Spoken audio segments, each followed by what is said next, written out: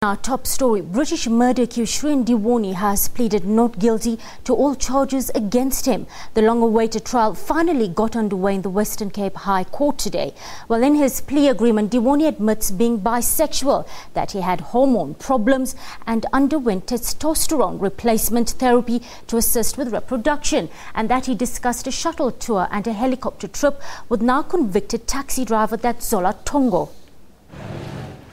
Well, in the dock after a lengthy extradition battle from the United Kingdom, Dewani faces charges of conspiracy to commit murder, kidnapping, robbery with aggravating circumstances and defeating the administration of justice. He allegedly orchestrated the November 2010 killing of his wife Anni while the couple was on honeymoon. In his plea agreement, read out in court by his advocate Francois Van Zyl, Dewani says he considers himself bisexual and has had sexual relations with men and women, including prostitutes such as Leopoldo Lesser. Dewani says the first people he met in South Africa were taxi drivers, including Tongo. Tongo is serving 18 years in jail for his role in the murder. He identified Dewani as the mastermind behind the fake hijacking plot. In his statement, Dewani says he asked Tongo to take them on a shuttle tour of Cape Town. He also agreed to pay Tongo 15,000 rand for a private helicopter trip for him and Anni. Well, British businessman Shrien Dewani has formally pleaded not guilty to murdering his wife on their honeymoon in South Africa in 2010. Mr. Dewani from Bristol is accused of hiring a hitman to kill his wife Anni. The Justice Service here is anxious that Shrien Dewani be protected as far as possible from the media gaze, worried that his mental state is indeed fragile and any relapse into depression may further delay a trial that has taken so long to come to court. Well, for more, we have in studio Dr.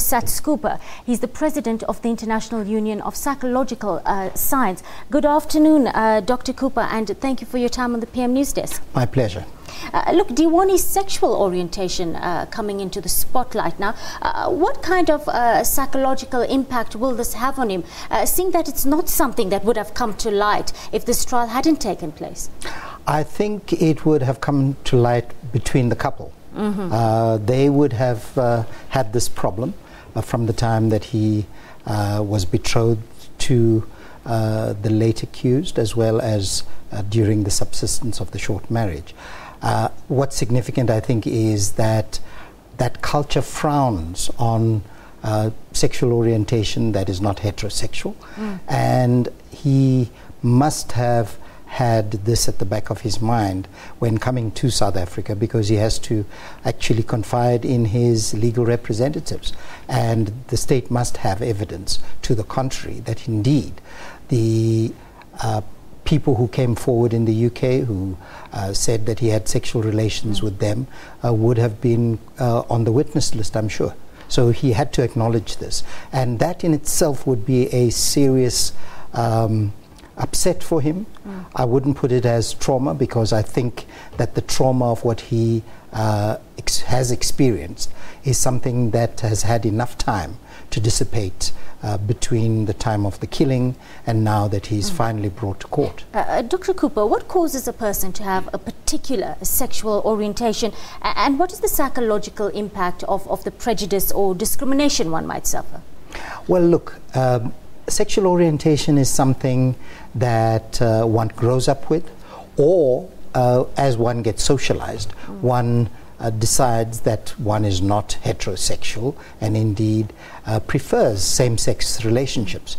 In many cultures, this is frowned upon, and I would dare say that in most cultures throughout the world, this is frowned upon. So for persons of standing like Shrien, an apparent heir, his family would have been quite aghast if they knew his orientation, because they're likely to have dispossessed him and cut him off from the family. The eyes of the world definitely on this trial now, Doctor. How do you determine if one's mental state is indeed fragile? Are there certain signs one would look out for? Well, I think the most important thing is emotional lability. That is, you'll get periods of stability and then him lapsing into depression and certain symptoms of sleeplessness and anxiety prevailing. Those would indicate that here you have somebody who needs attention. But from all the reports one is getting, he definitely is under good medical and psychological treatment. So he has support, and without the 24-hour media glare, because he's being held in custody.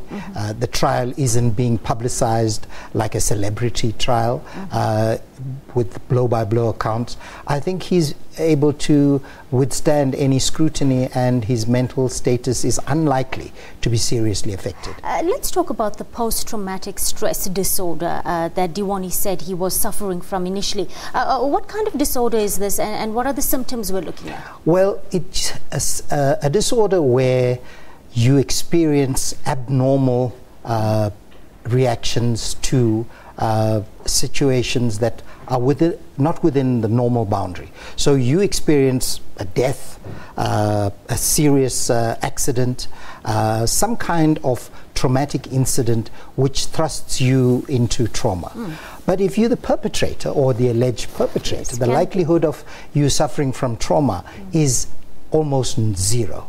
That was the kind of defense used by perpetrators in the TRC, who claimed as they were torturing political prisoners, they were themselves being traumatized.